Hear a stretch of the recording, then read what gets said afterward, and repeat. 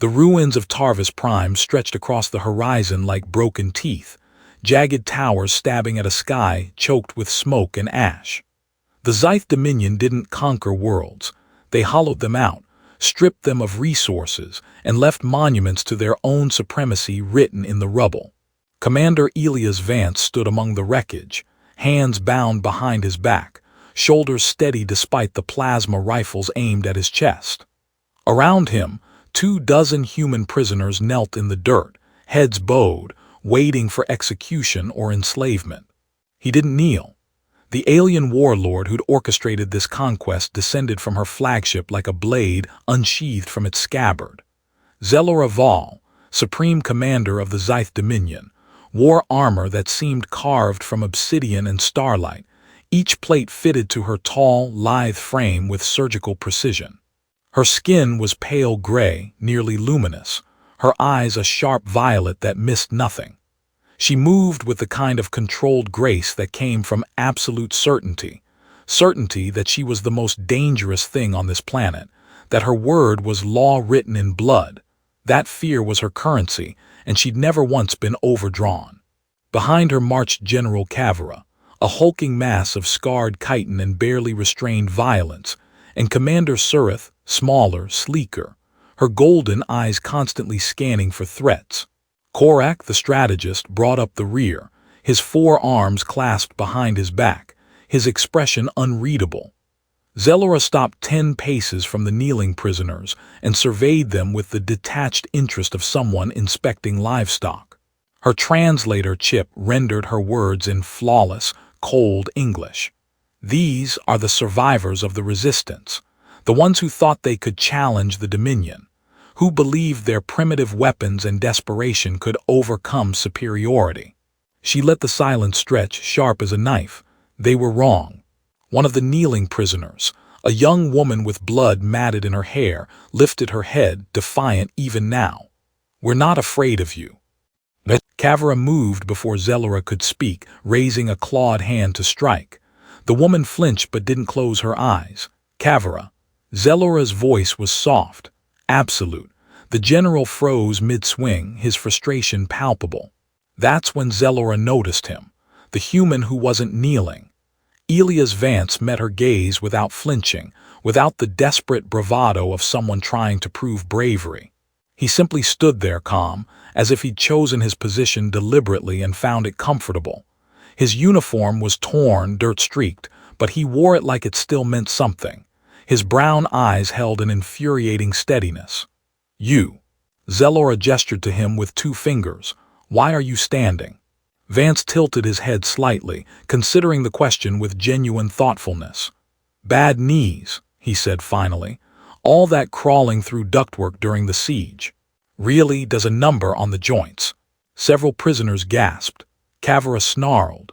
Surith's hand moved to her sidearm. Zelora raised one elegant hand, freezing them all in place.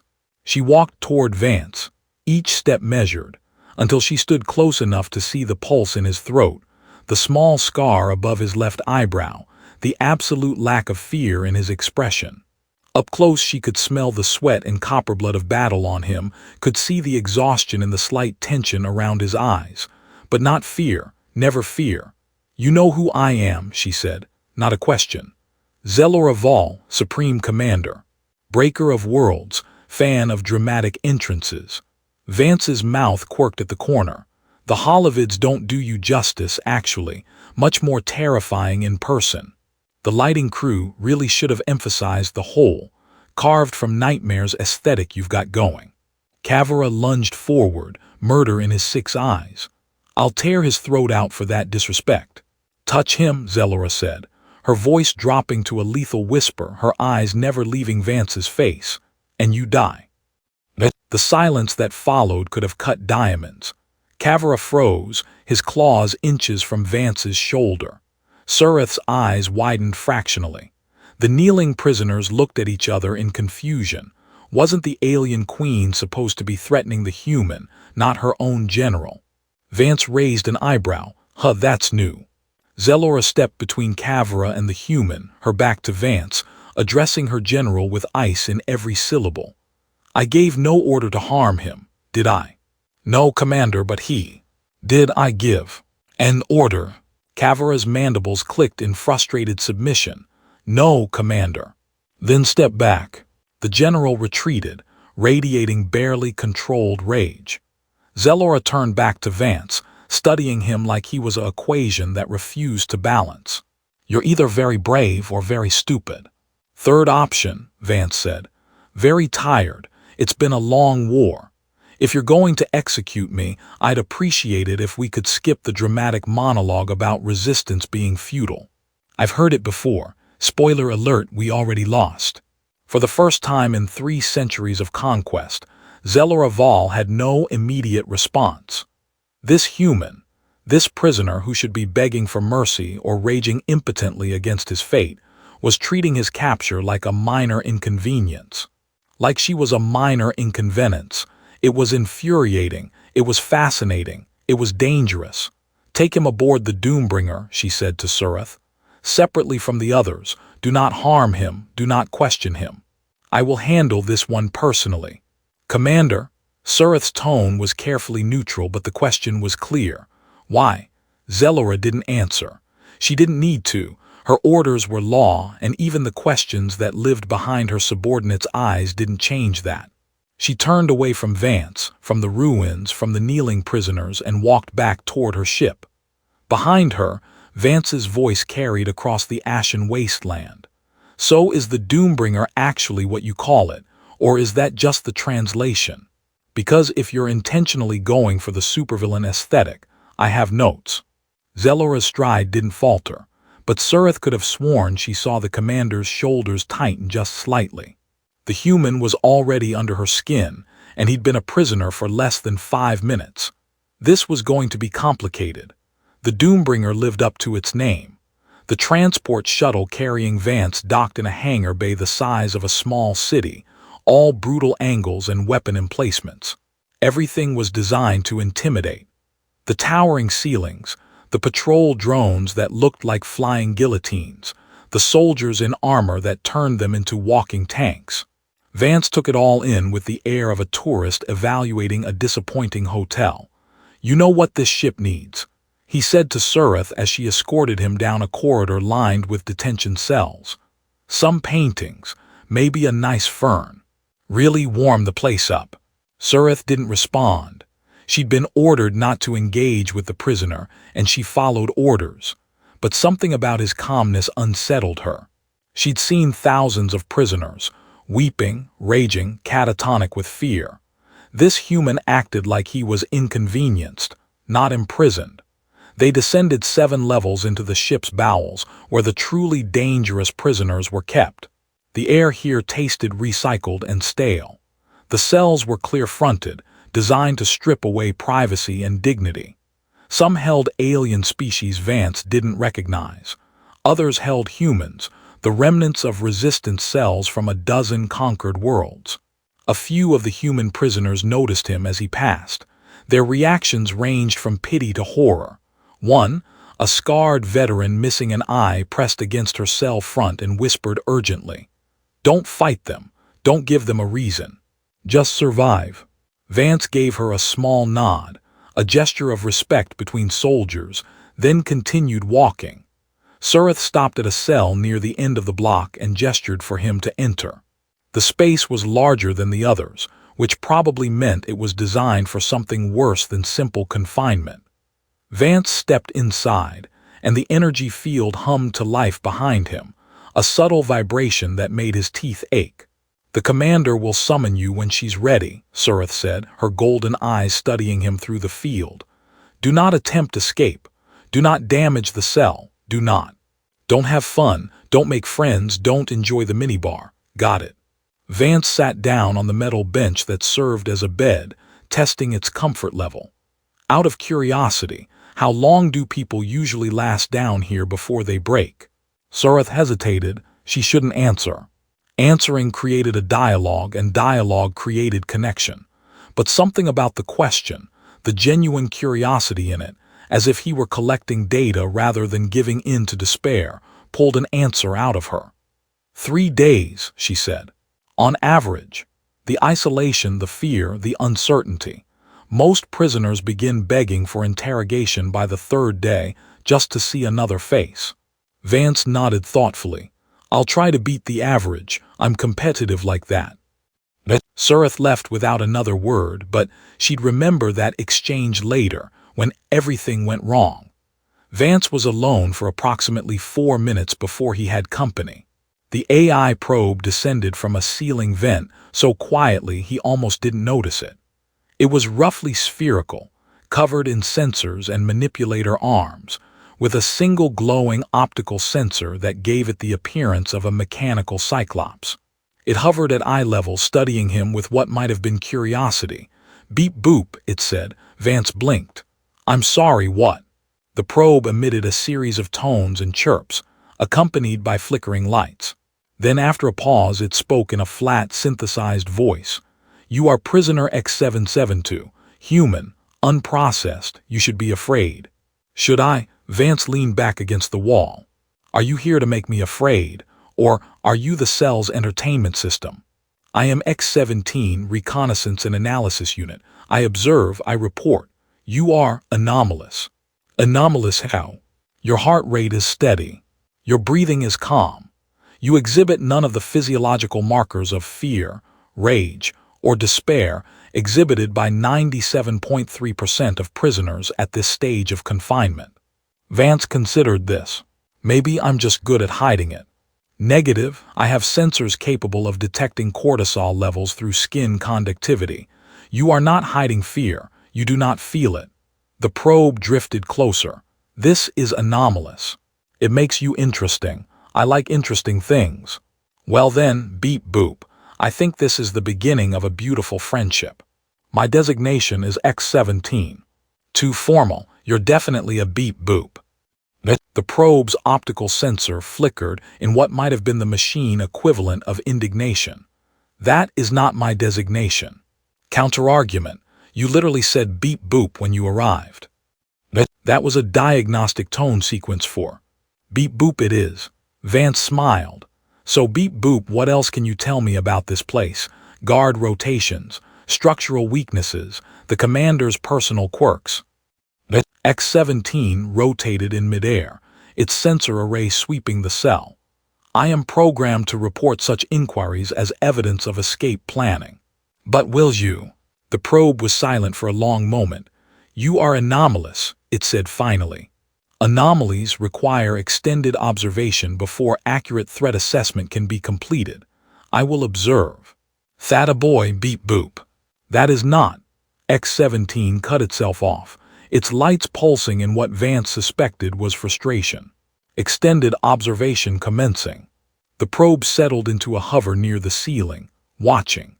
Vance closed his eyes and let himself rest. If Zelora Vahl wanted to break him, she'd have to try harder than an isolated cell and a snarky AI. 3 levels above, in her private chambers, Zelora stood before a holographic display of Vance's cell. She'd been watching since the moment he entered, studying every micro-expression, every movement. Searching for weakness, for fear, for the crack in his composure that would tell her how to break him. She found nothing. Run the analysis again, she told her ship's central AI. Compliance. Analysis indicates prisoner X-772 exhibits no standard fear responses. Heart rate, normal. Adrenal response, minimal. Subject appears to be resting comfortably. That's impossible. He's in a detention cell on an enemy warship, surrounded by soldiers who could kill him at any moment. Fear is the rational response. Nevertheless, data indicates. I can read the data. Zelora dismissed the hologram with an angry gesture. Her reflection stared back at her from the chamber's polished walls, cold, perfect, in control. Always in control. That was her strength, the foundation of everything she'd built. She understood fear, wielded it like a scalpel. But this human didn't fear her, and that was unacceptable. Korak's voice crackled over her personal comm. Commander, the prisoner transport from Tarvis Prime has been processed. 63 new additions to the labor pools. Recommend immediate assignment to the mining operations on Kelthro Station. Proceed, Zelora said. Then, after a pause, what about the human prisoners, the resistance fighters? 15 confirmed members of the Tarvis resistance. Do you want them segregated for interrogation, or leave them in general population for now? Let them hear stories about what happens to those who resist. She hesitated, unusual for her. Has there been any chatter about the human I brought aboard separately? Korek's silence spoke volumes. Commander, if I may speak freely. You may. The crew is confused. You've never taken a personal interest in a prisoner before. General Kavara believes it's a sign of weakness. He's been vocal about his concerns. Kavara believes everything I do that he doesn't understand is a sign of weakness. What do you believe? I believe you have a reason. You always do. But I also believe that if you don't explain that reason soon, it will create doubt. Doubt creates fractures, and fractures can destroy empires. Yes, Korek, I know. Zelora's hand curled into a fist. Tell the general that I will interrogate the prisoner tomorrow. He's welcome to observe if he can control himself. And if he can't, then he'll learn that touching my prisoners without permission carries consequences. Zelora ended the transmission and pulled up the cell feed again. Vance was lying on the bench, eyes closed, breathing steady. He looked like he was actually sleeping.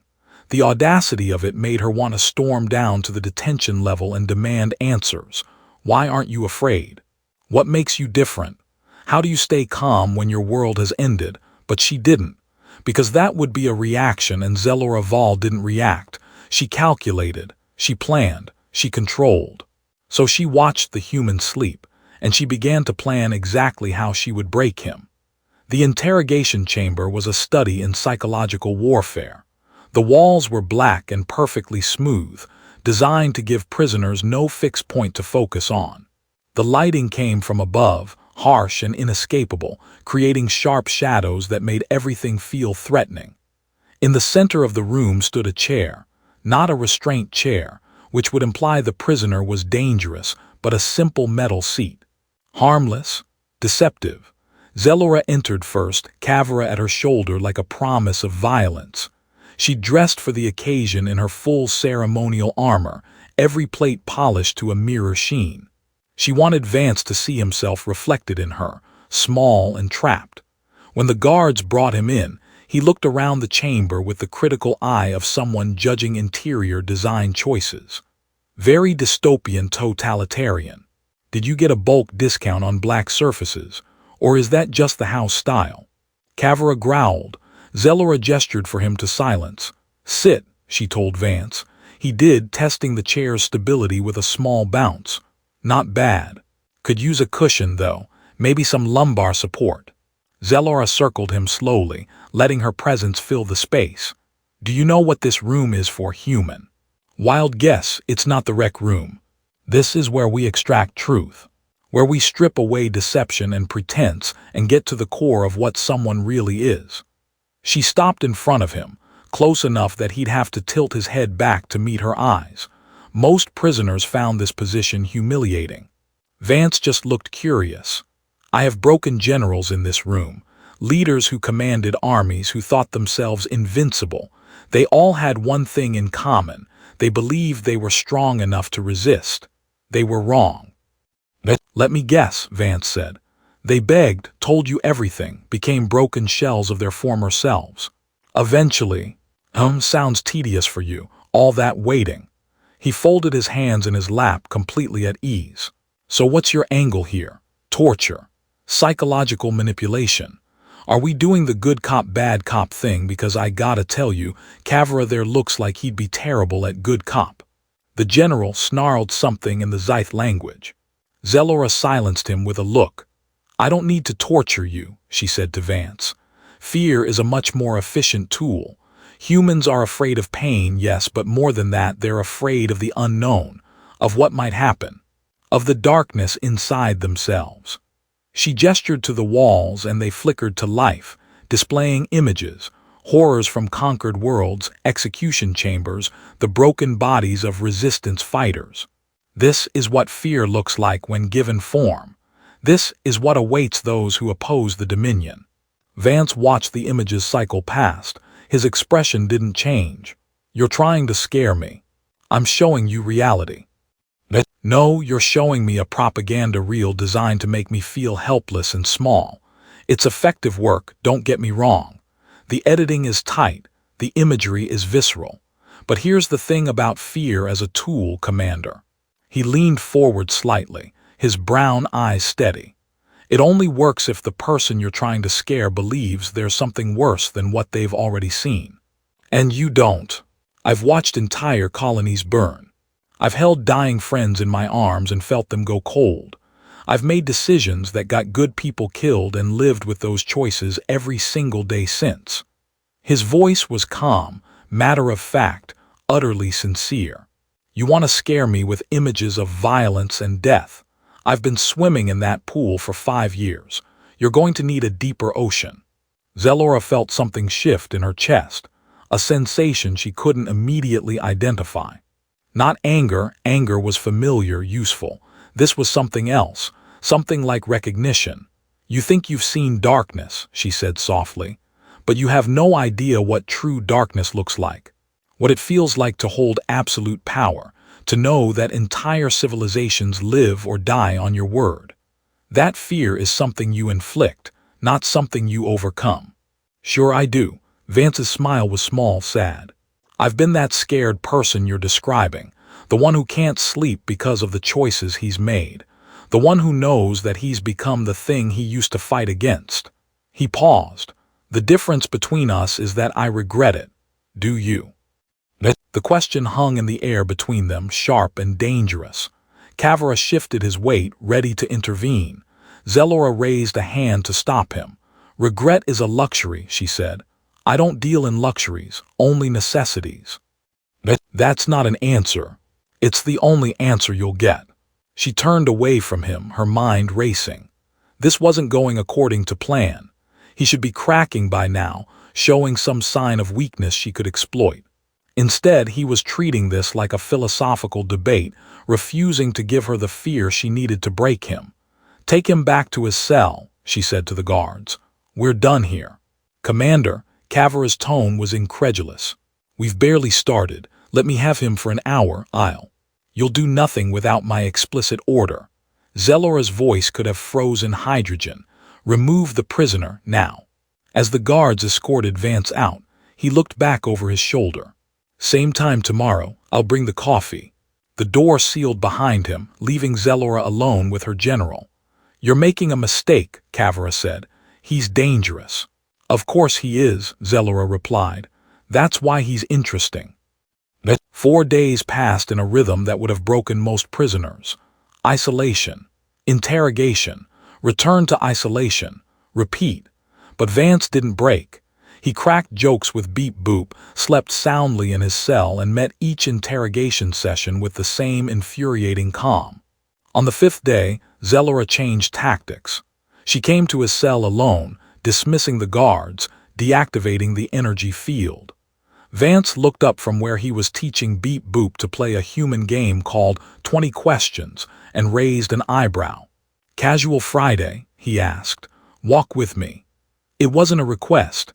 They walked through the ship's observation deck, a long corridor with transparent walls that looked out into the void of space. Other crew members quickly made themselves scarce when they saw the commander. Vance took in the view, distant stars, the curve of a nearby planet, the sleek forms of patrol ships gliding past. "It's beautiful," he said quietly. "Yes," Zelora agreed. "Beautiful and cold and indifferent. The universe doesn't care about our struggles, Captain Vance. It doesn't mourn the worlds that die or celebrate the empires that rise. It simply is." "That's a very bleak philosophy." "It's an honest one." She stopped at a viewing port, her reflection ghostly in the transparent surface. "You asked me if I felt regret. The truth is more complicated than yes or no." Vance waited. This felt important. "I built the Dominion because the universe is chaos," Zelora continued. "Species consuming each other, civilizations collapsing into savagery, endless conflict with no purpose. I brought order, structure. Yes, I used fear and violence to achieve it, but what I created was stable, safe, predictable. She turned to face him. Your people see me as a monster. I see myself as the only thing standing between civilization and the void. And the people you've killed, the worlds you've conquered. Necessary sacrifices for the greater good. Vance was quiet for a long moment. Then he said, I don't think you believe that anymore. Zelora's eyes narrowed dangerously. Careful, human. I think you did once. I think you started this with absolute conviction that you were right, that the ends justified the means. But somewhere along the way, you started to doubt. He stepped closer, close enough that she could strike him if she chose. I think that's why I'm here. Not because you want to break me, because you want me to prove you wrong. That's absurd. Is it?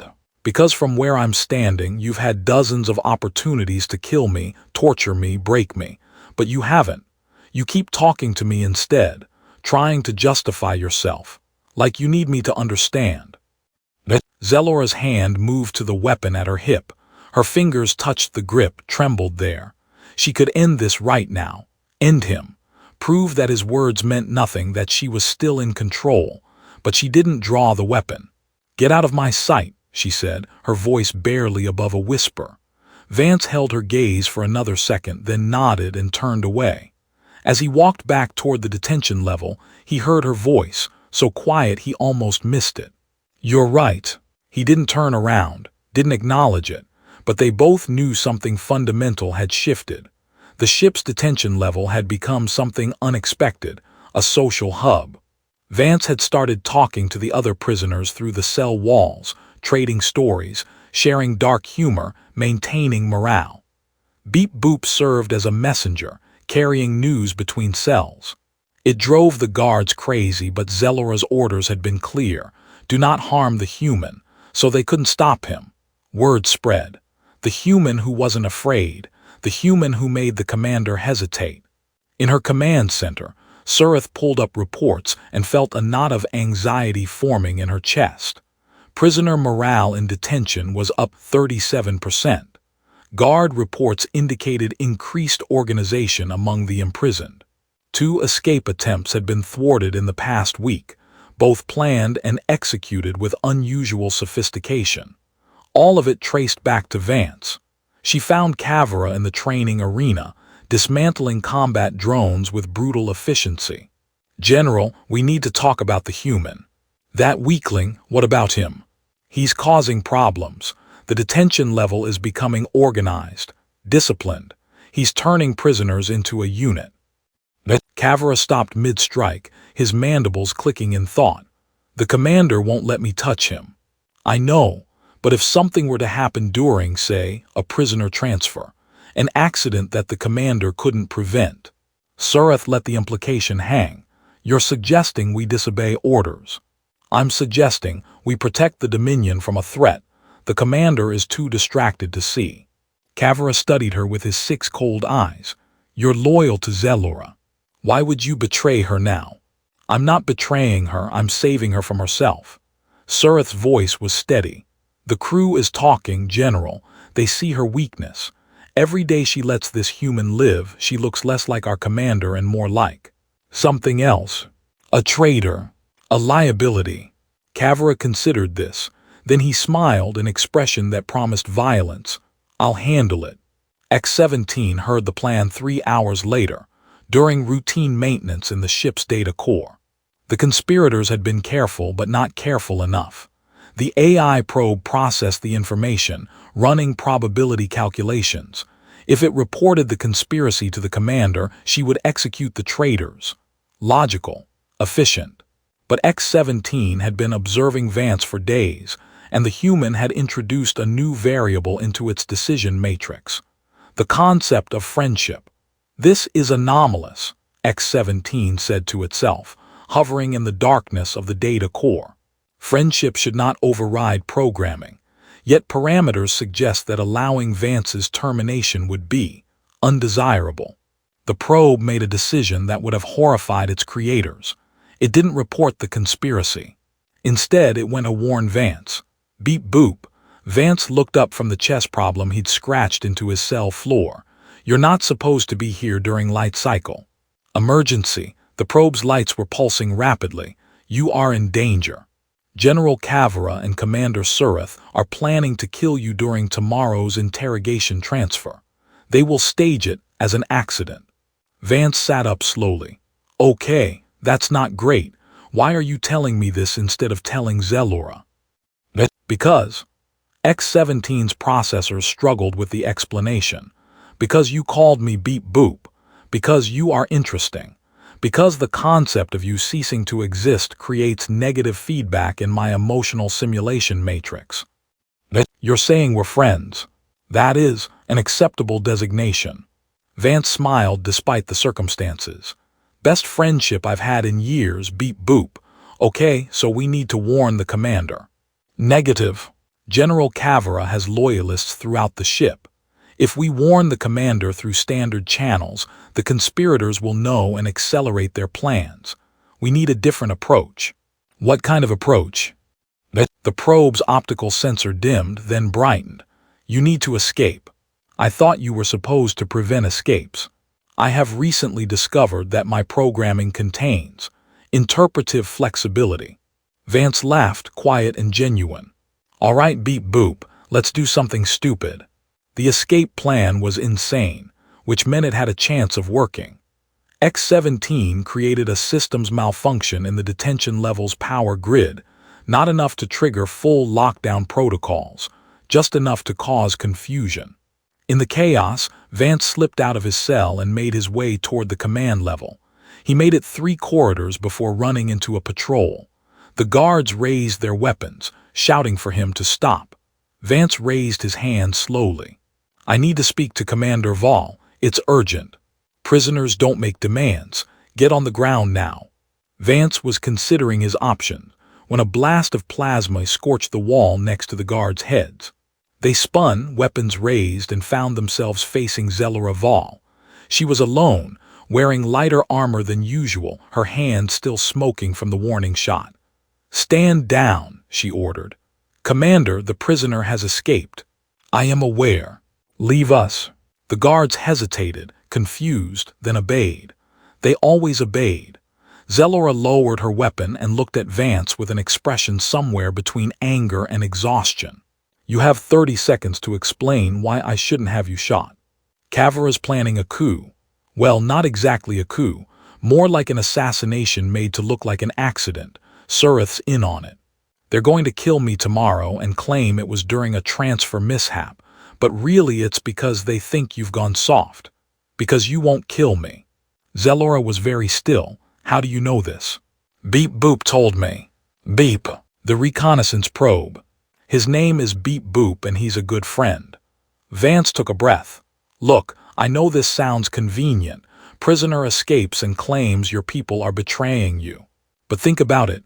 Why would Kavara accept your order to not touch me unless he was planning to go around you? Why has Surith been so quiet lately?" Zelora's mind was racing, fitting pieces together. Kavara's hostility.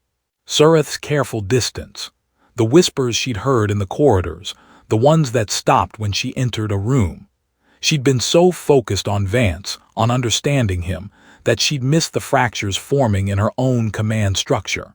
"If what you say is true," she said slowly, "then I have a decision to make." "What kind of decision?" "Whether to purge the traitors publicly, which will restore fear but create resentment, or," she paused, "or to try something different." "Different how?" Zelora looked at him, really looked at him. This human who refused to break, who made her question everything she'd built, who had somehow become the catalyst for change she hadn't known she needed. "I could show mercy," she said. "I could confront them, offer a path back to loyalty, demonstrate that the Dominion can be strong without being cruel. That would be a hell of a risk." "Yes." Zelora's hand found his, her fingers cool against his skin. Neither of them acknowledged the touch, but neither pulled away. "But perhaps some risks are worth taking." The confrontation happened in the command center, with half the senior staff as witnesses. Zelora stood at the central platform, Vance beside her in restraints that were clearly ceremonial rather than functional. Kavara and Surith entered together, their expressions controlled but their body language tense. "Commander," Kavara nodded respectfully. "You summoned us." "I did. I've become aware of a plot against my authority. A plan to eliminate a prisoner I've taken a particular interest in, staged to look like an accident." Zelora's voice was calm, almost gentle. "Would either of you know anything about this?" The room went silent. Every eye turned to the general and the commander. Surith spoke first. "Commander Vahl, if you're accusing us, I'm asking you, there's a difference." Kavara's mandibles spread in what might have been a smile or a snarl. "And if we did know something about such a plan, if we believed it was necessary to protect the Dominion from your distraction, then I would ask you why." Zelora descended from the platform, moving closer. "Why you believe that showing the capacity for mercy makes me weak. Why you think absolute cruelty is the only path to strength. Because it's what you taught us." Kavara's composure cracked. "For 3 centuries you've ruled through fear. You've shown no weakness, no hesitation, no mercy. And now this human appears and suddenly you're questioning everything, offering chances for redemption." He gestured at Vance. "He's making you soft, making you vulnerable. And vulnerability is death for someone in your position." "You're wrong." Zelora's voice was quiet, but it carried. "Cruelty isn't strength, it's laziness. It's taking the easy path because fear is simple and control is comfortable. But it's not sustainable. Look at the empires that came before us. Every single one collapsed because they ruled through fear alone. Because eventually, people stop being afraid and start being desperate. And desperate people do desperate things. So what?" Surith stepped forward. "You're going to remake the Dominion, transform it into something gentle and kind. That's not who we are." "No," Zelora agreed, "but it could be who we become." She turned to face her assembled officers, all of them watching, judging, deciding whether to follow or to overthrow. "I'm not asking you to abandon strength," she continued. "I'm asking you to expand your definition of it, to recognize that sometimes the strongest thing you can do is choose restraint, choose mercy, choose to be more than the sum of your fears." She looked at Kavara. "General, you've served me faithfully for decades. I don't want to execute you for this. I'm offering you a choice. Stand down, accept that the Dominion is changing, or challenge me openly. Here, now." Kavara's claws flexed. Around them, the tension was thick enough to cut. Then Korak spoke from the back of the room. "I stand with the commander, whatever path she chooses." Slowly others voiced their support. Not all, some remained silent, clearly unconvinced, but enough to tip the balance. Kavara looked around at his fellow officers, saw the tide turning and made his own calculation. "I withdraw my objection, for now. That's all I ask." Zelora's relief was carefully hidden. "Commander Surith." Surith's golden eyes were unreadable. "I serve the Dominion. If you believe this is the Dominion's future, I will serve it." It wasn't a wholehearted endorsement, but it was enough. Zelora turned to Vance. "You have 20 seconds to return to your cell before I change my mind about this entire experiment." Vance smiled. "Yes, ma'am." As he walked toward the exit, escorted by Beep Boop, Zelora called after him. "Vance." He stopped. "Thank you." "For what?" "For not kneeling." He nodded and left. Behind him, Zelora faced her officers and began the long, difficult work of changing an empire built on fear into something that might, eventually, be worthy of loyalty instead. 3 days later, alarms screamed through the Doombringer. Not internal alarms, external. A rebel fleet had emerged from hyperspace, weapons hot, broadcasting a message across all frequencies. "Zelora Vahl, we know you're wounded. We know your crew doubts you. Surrender the ship and we'll let your people live. Fight, and we'll make sure the entire galaxy knows how the great commander fell." In the command center, every eye turned to Zelora. This was the test. The moment where she'd have to choose between her old methods and the new path she'd started down. Kavara was already moving toward the weapons console. "Commander, permission to return fire. We can destroy their lead ship before. Denied. What? Zelora studied the tactical display. 15 rebel ships. Not a massive force, but enough to do serious damage if this turned into a full battle. She could win. She knew she could win. But the cost in lives, both hers and theirs, would be enormous. Open a channel, she ordered. Commander, you can't seriously, Surith started. Open the channel. The comm officer obeyed. Zelora's image would now be broadcasting to every rebel ship in the fleet. This is Commander Zelora Vahl. You've come seeking battle. I will not give you one. Confused silence from the rebel fleet. You believe I'm weak because I've shown mercy to a human prisoner.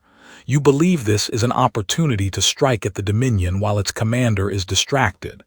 Zelora's voice was steel wrapped in silk. You're wrong. I'm not distracted. I'm evolving. The Dominion is evolving. And I'm offering you the same choice I offered my own officers. Stand down now and we'll discuss terms. Continue this attack, and I will defend my ship and my crew with every weapon at my disposal. But understand, if you choose violence, you're choosing to be the aggressors, the ones who rejected peace. More silence, then a voice crackled over the comm. This is Captain Reeves of the Defiant. You're offering to negotiate. The great Zelora Vahl is offering terms. I'm offering a chance for this to end without more bloodshed. Take it or don't. You have 60 seconds. In his cell, Vance was listening to the exchange through Beep Boop's comm relay. She's actually doing it, he murmured. She's actually choosing the hard path. Probability of success, 37.4%, X-17 reported. Better than zero. The 60 seconds ticked down. Zelora didn't move, didn't show any sign of nervousness. Around her, the bridge crew was tense, ready to fight if the negotiations failed. With 5 seconds remaining, Captain Reeves spoke. We accept, but we want guarantees. You want a lot of things, Zelora interrupted, and we'll discuss all of them, but first you'll stand down your weapons as a sign of good faith. Then we'll talk. Another pause. Then slowly, the rebel fleet's weapons powered down. Zelora allowed herself the smallest smile. Excellent. Prepare a conference room. This is going to be a long conversation. As her crew rushed to comply, she caught Surith's eye. The commander gave a small nod, acknowledgement if not quite approval, progress. But Zelora's satisfaction was short-lived. Because in the detention level, sensors had detected an anomaly, a power surge that shouldn't be possible. And when guards rushed to investigate, they found Kavra in Vance's cell, a plasma blade in hand and murder in his eyes. The general had made his choice, and it wasn't loyalty. Beep Boop's alert scream echoed through the corridors. Vance rolled left as Kavra's blade carved through the space where his head had been, scorching the metal wall. The general was fast, faster than something his size should be, and absolutely committed to ending this. Kavra, stop. X-17's voice was shrill. The commander ordered. The commander is compromised. Kavra advanced, blade humming. I'm doing what she no longer has the strength to do, eliminating threats. Vance backed away, looking for anything he could use as a weapon. The cell was deliberately bare, no tools, no furniture beyond the bench. He grabbed it, swinging the metal slab like a club. Kavra batted it aside contemptuously. You're not even worth the effort of a real fight, the general said. You're just a human, weak, soft. The fact that you've survived this long is an insult to every. He didn't finish. Zelora hit him from behind with a strike that would have killed a lesser being, her fist wrapped in powered gauntlets that crackled with energy. Kavra stumbled, turned, and found himself facing his commander. I gave you a chance, Zelora said quietly. You gave me weakness. Kavra roared. You've betrayed everything the Dominion stands for, everything you taught me. Then I taught you wrong. The fight was brief and brutal. Kavra had size and strength, but Zelora had 3 centuries of combat experience and the cold certainty of someone defending a choice they'd finally made. She didn't kill him. She'd meant what she said about choosing restraint, but she left him broken on the cell floor, unconscious and defeated. Zelora stood over him, breathing hard, and looked at Vance. He was pressed against the wall, watching her with those steady brown eyes. "You came," he said. "I gave my word that no one would harm you. I keep my word. Even when it costs you your general. Especially then." Surith arrived with security, took in the scene, and made her own choice in that moment. "Commander, shall I take General Kavra to the brig?" "Yes, and have medical see to his injuries. He'll stand trial, but he'll do it healthy." As guards carried the general away, Vance stepped closer to Zelora. They were alone now except for Beep Boop, who'd wisely decided to make himself scarce.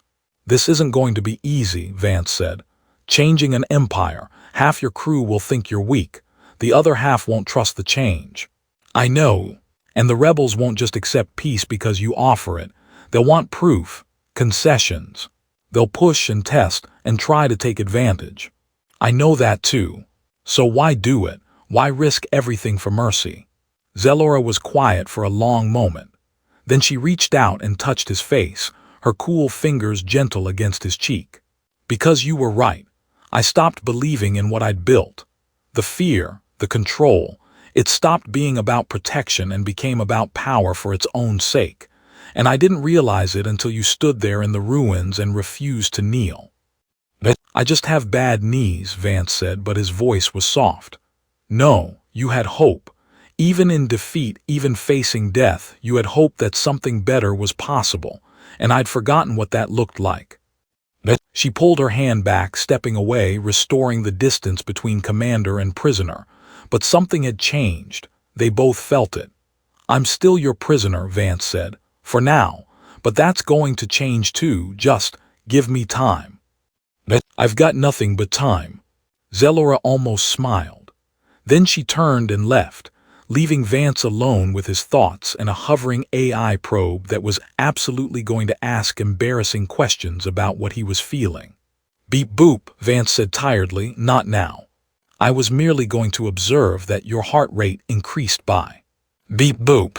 Observational protocol suspended. The trial of General Kavra lasted 3 days and became a symbol of everything Zelora was trying to change. She could have executed him quietly, made him disappear. Instead, she held an open tribunal, allowing him to speak, to make his case, to argue that he'd been serving the Dominion's best interests. And when it was over, she didn't execute him. She stripped him of rank, exiled him to a remote outpost, and gave him a choice: adapt to the new Dominion or spend the rest of his life in comfortable isolation. He chose isolation, but the message was sent. Mercy was now part of the Dominion's arsenal. The negotiations with the rebel fleet took longer. Captain Reeves was tough, skeptical, and demanded proof of Zelora's sincerity. So Zelora did something unprecedented. She released prisoners. Not all of them, not immediately, but enough to show she was serious. Resistance fighters who'd been destined for labor camps were instead offered transport to neutral territory. Vance watched from his cell as the prisoners were processed for release. Some of them were people he'd fought beside. They looked at him with confusion and pity as they passed. Why was he staying while they went free? He didn't have a good answer for that. On the 10th day after Kavra's defeat, Zelora came to his cell again. This time, she wasn't alone. Surith was with her, and Korak, and a Zyth legal officer Vance didn't recognize. "Captain Vance," Zelora said formally, "you've been designated as a prisoner of war for 13 days. In that time, you've exhibited behavior that has complicated your status." "Complicated how?" "You prevented a coup. You saved my life, arguably. You've helped reshape the Dominion's approach to governance." She paused. "These are not typical prisoner behaviors." "I'm not a typical prisoner." "No, you're not." Zelora gestured to the legal officer, who stepped forward with a data pad. "I'm offering you a choice. You can accept release and return to human space with the other prisoners. Or—" She hesitated, and Vance saw something vulnerable flicker across her face. "Or you can stay, not as a prisoner, as an advisor, someone who can help me navigate this transition, someone who understands both sides." Vance stared at her. You want me to help you rebuild your empire. I want you to help me transform it into something worth believing in. And if I say no, then you go free with my gratitude and my respect." It was a real choice. She was giving him real freedom. Vance looked at the data pad, at Zelora's carefully controlled expression, at Surith's skeptical face and Korak's knowing smile. "Can I think about it?" "You have 24 hours. She left him with the choice, and Vance spent those hours pacing his cell, talking to Beep Boop, weighing his options. He could go home, back to what remained of human space, back to the war that was mostly over, back to a life where he'd always know he'd walked away from something important. Or he could stay, could be part of something unprecedented, could help turn an empire built on fear into something that might eventually deserve to exist. It was insane. It was dangerous. It was probably going to get him killed. But it was also the most important thing he'd ever been offered the chance to do. When Zelora returned exactly 24 hours later, Vance was waiting. "I'll stay," he said, "on one condition." "Name it." "Beep Boop gets a promotion. Full AI rights. No more reconnaissance missions without his consent." X-17's optical sensor brightened considerably. "This is acceptable." Zelora actually laughed, a sound so unexpected that Surith visibly startled. "Done. Welcome to the new Dominion, Captain Vance." She extended her hand. He took it, and somewhere in the depths of space, the empire that had conquered 1,000 worlds began, quietly and dangerously, to change. 3 months later, the first colony under the new Dominion Charter was established. It had elected representatives, actual laws instead of edicts, citizens instead of subjects. The rest of the galaxy watched in fascinated horror, waiting for Zelora Vahl to reveal it was all a trick, that the old Dominion would reassert itself. It never did. Vance stood beside Zelora on the observation deck of the Doombringer, watching the colony lights twinkle below. They'd been working together for weeks now, and he'd learned that she was brilliant, ruthless when necessary, and surprisingly funny when she let her guard down. "They still don't trust us," Zelora said quietly. "The other powers. They think we're planning something. We are planning something. We're planning to not be evil anymore. That's pretty suspicious for a galactic empire." She smiled at that. "How very human of you to find humor in our existential crisis. It's either laugh or scream, and screaming gets tedious." They stood in comfortable silence for a while.